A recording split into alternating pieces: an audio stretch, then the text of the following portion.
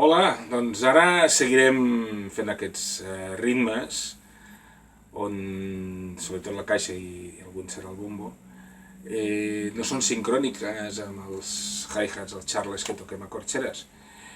Ara farem un petit salt i farem el número 6. Em diràs, ostres, per què no fem el 3?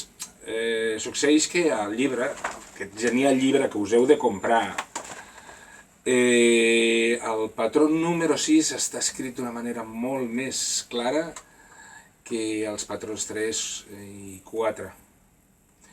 És molt més fàcil d'entendre, no utilitzar silencis de semicorxera, sinó unes grafies més senzilles. I és per això que fem el número 6. Ara us explico l'exercici preliminar. Estigueu preparats!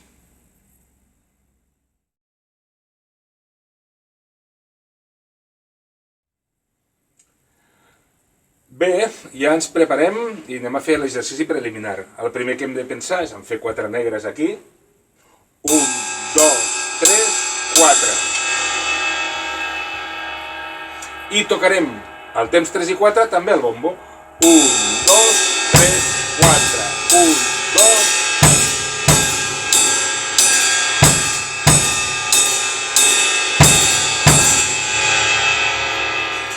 Bé, i ara ve la part, ja diríem, una mica més complicada, la que veritablement ens portarà a fer aquest exercici. I és tocar la caixa just al 2 i mig i al 3 i mig, ara veureu. 1, 2, 3 i 1, 2, 3 i 4. 1, 2, 3 i 4. 1, 2, 3 i 4.